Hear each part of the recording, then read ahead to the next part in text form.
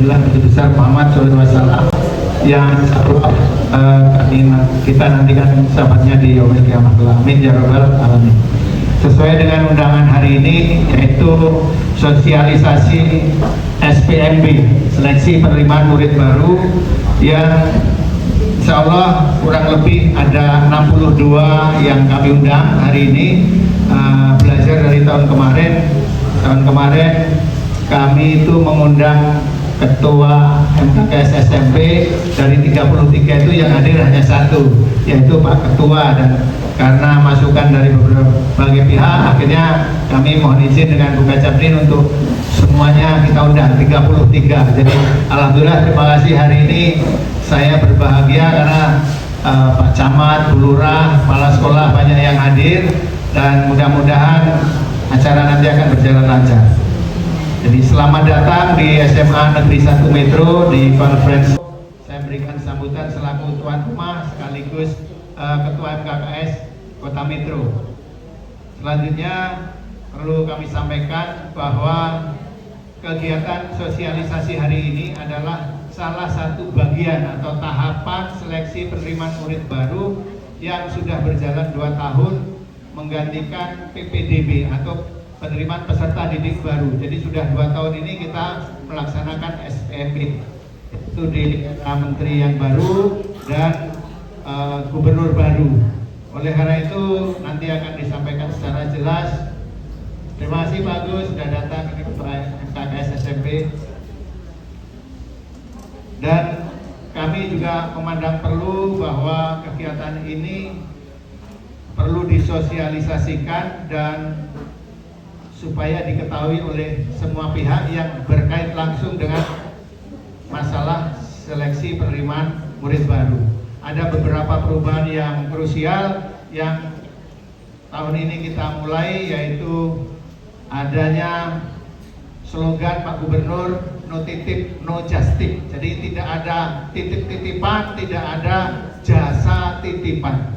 Mudah-mudahan seluruh SMA Negeri Sekota Metro pada saatnya nanti bisa menjalankan instruksi Pak Gubernur, baik dari lembaga pemerintah, Forkopimda maupun pihak sekolah atau pihak-pihak lain untuk membantu terlaksananya proses SPM ini berjalan sesuai yang diharapkan. Saya kira itu saja sebagai pengantar. Nanti mohon kepada perwakilan atau Pak Kabid dari Dinas Pendidikan untuk bisa memberikan sambutan juga kepada MKKS SMP atau langsung kepala sekolahnya, karena kendala tahun lalu yang paling signifikan yaitu perbedaan persepsi tentang kriteria peringkat. Nah, mudah-mudahan pada tahun ini peringkat yang benar itu seperti apa, dan perlu kami sampaikan juga bahwa pada tahun ini ada 2 sistem penerimaan, yaitu penerimaan jalur sekolah unggul. Di Metro ada 2, yaitu SMA 1 dan SMA 3, yang kalau tahun kemarin waktunya bersamaan, tahun ini seleksi di 2 sekolah itu dilaksanakan lebih awal, yaitu tanggal 2 sampai dengan tanggal 13 Juni, dan selanjutnya untuk yang reguler nanti tanggal 15 sampai dengan 19 Juni. Nah, itu perbedaan waktunya, sehingga memberikan ruang kepada anak-anak yang tidak diterima atau belum diterima di jalur sekolah unggul bisa mendaftar di sekolah reguler lainnya. Ada 4 sekolah, SMA 2, SMA 4, 5, dan 6. Ya, mungkin itu saja informasinya. Sekali lagi selamat datang, terima kasih atas kehadirannya, dan saya akhiri billahi taufik wal hidayah. Wassalamualaikum warahmatullahi wabarakatuh. Kepala Dinas Pendidikan Cabang Wilayah 5 sekaligus membuka acara pada hari ini kepada Ibu Indarti Esos, disilakan.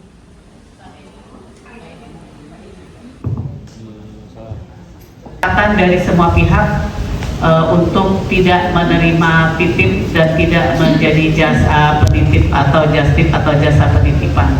Dan kemudian kami sampaikan bahwa untuk tahun ini tidak ada lagi pindah 1 semester 6 bulan atau 2-3 bulan yang akan datang atau 6 bulan, tapi kalaupun ada kesempatan, kalaupun ada karena ada kepindahan, maka dikenaikan di kelas 11 kalau ada kursi yang kosong. Nah, oleh karenanya dimohonkan untuk kembali Bapak Ibu Lurah, Camat, dan Kepala Sekolah SMP untuk menyampaikan kepada muridnya, orang tuanya, dan orang tua murid dan lingkungannya untuk menyampaikan bagaimana persyaratan-persyaratan untuk seleksi penerimaan murid baru tahun 2026. Dan insya Allah tahun 2027 jalur donasi atau domisili ditiadakan dan semuanya akan tes. Nah, ini merupakan salah satu ikhtiar dari Kepala Dinas Pendidikan Provinsi Lampung, tentu atas izin Gubernur Lampung, untuk kita menjaring anak-anak yang penuh semangat belajar, karena kita tahu semua kita keluhannya sama, anak-anak kita sekarang ini daya juangnya menurun, lebih asik megang gadget daripada menambah ilmu pengetahuannya. Dan himbauan dari Kepala Dinas juga hendaknya kita semua, terutama guru ini dan kita semua selalu berliterasi, membaca buku, menambah pengetahuan, karena perkembangan teknologi luar biasa tentu harus diimbangi dengan peningkatan mutu tendiknya, guru-gurunya, sehingga mampu mengedukasi kepada anak-anak didiknya. Kita memang dalam hal teknologi kadang kita kalah terhadap anak-anak, tetapi yakinlah dalam banyak hal lainnya kita selaku guru, orang tua, ataupun wali dari anak-anak kita harus selalu mengingatkan anak kita.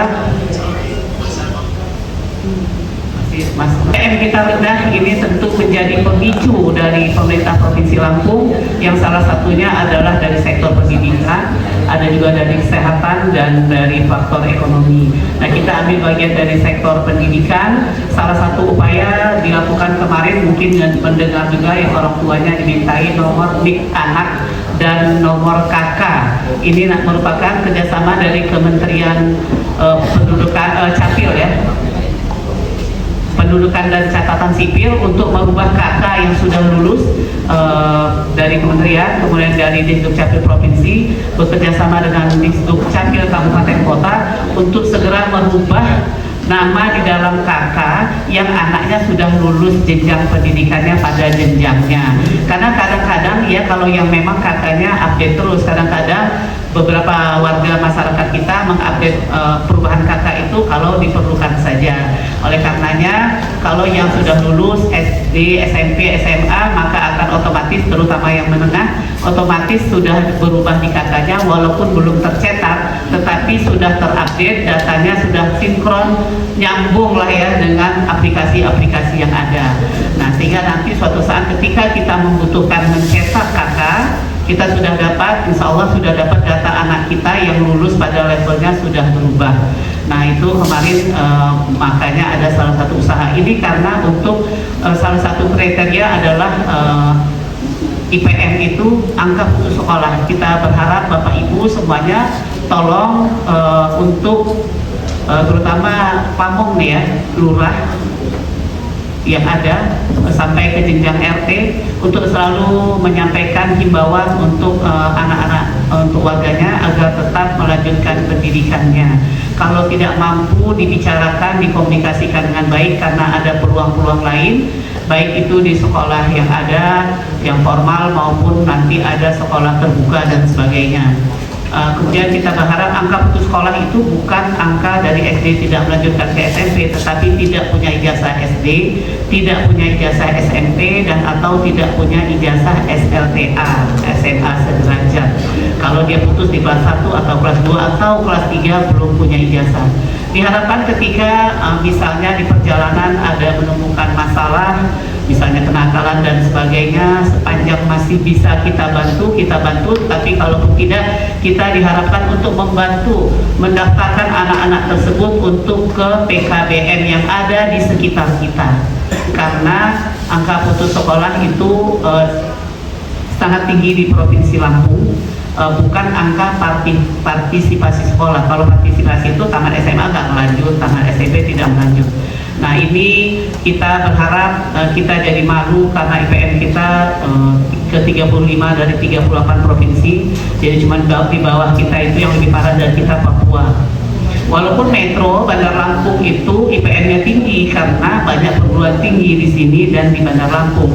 Tetapi kabupaten tertentu yang jauh tentu sangat buruk, sangat jelek IPM-nya sehingga mempengaruhi pada level provinsi. Bapak Ibu selalu ingatkan tolong warganya untuk terus melanjutkan pendidikannya. Juga disampaikan bahwa bagaimana sistem penerimaan sekarang mohon disampaikan. Kemudian ini bukan untuk tidak memberikan kesempatan kepada yang nilainya tidak memenuhi syarat, tetapi ini upaya untuk peningkatan mutu pendidikan. Karena mutu pendidikan kita ini masih sangat rendah dibandingkan Pulau Jawa. Nah, kenapa di Bandar Lampung dengan Metro banyak yang IPM-nya tinggi ya? Karena orang-orang yang di kabupaten lainnya itu sekolahnya di Metro atau di Bandar Lampung sudah memindahkan dan atau sudah memasukkan anaknya dipindahkan terlebih dahulu atau sudah dikenalnya Metro sebagai kota pendidikan. Tentu butuh bantuan dari kita semua, support dari kita semua untuk tetap bertahan dan kemudian lebih lagi meningkatkan mutunya, sehingga kita berharap lulusan dari Metro ini mempunyai kompetensi yang baik, baik itu di sekolah menengah atas ataupun SMK. Kemudian dicanangkan kemarin no titip dan no just tip itu ikhtiar usaha dari pemerintah Provinsi Lampung, khususnya Dinas Pendidikan dan Kebudayaan Provinsi Lampung, supaya anak-anak yang terjaring ini nanti benar-benar anak-anak yang berkualitas, yang kita harapkan mereka mempunyai potensi akademik maupun non akademik yang mumpuni, yang sesuai. Kemudian sesuai dengan bakat dan bidangnya masing-masing. Kemudian diharapkan dari jalur prestasi ini juga jangan lagi muncul sertifikat siluman dadakan yang dibuat mendadak jadi juara taekwondo, juara apa dan sebagainya, karena sudah terlacak semuanya. Karena ada ikhtiarnya, saking orang tuanya semangat pengen nyekolahkan anaknya di SMP tertentu, mereka cetak sendiri, ngeprint sendiri, capnya bisa nyontoh, pinjem. Nah, ini sudah terbaca semuanya. Kemudian juga diminta peranan dari operator sekolah, baik itu di tingkat dasar maupun menengah. Mudah-mudahan operator bisa dipantau terus untuk menghindari kecurangan, karena mungkin ada saudaranya, ponakannya yang ikut sehingga dia dongkrak angkanya. Nah, ini sudah terbaca juga, sudah semuanya dari segala sektor sudah. Ini kita bersama-sama berupaya untuk meningkatkan mutu pendidikan di Provinsi Lampung.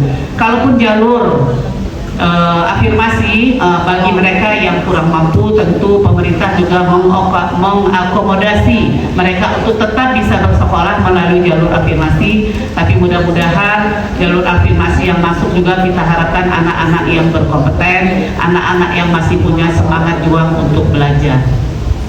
Semangat juang anak-anak kita sama, anak saya di rumah maupun anak kita di sekolah di sama, semangat mereka sangat berkurang, sangat kurang, karena mereka dihadirkan, mereka lahir dibesarkan dengan kondisi sosial ekonomi yang lebih baik dan sosial media yang luar biasa ramainya. Bapak Ibu, camat, lurah, kemudian dinas Kominfo mohon untuk dibantu mensosialisasikan juga ke lingkungannya atau jajaran minimal di kantornya, juga di Dukcapil untuk kembali mengecek keabsahan dari data kependudukan terkait dengan kartu keluarga yang sudah 1 tahun lebih ataupun yang belum.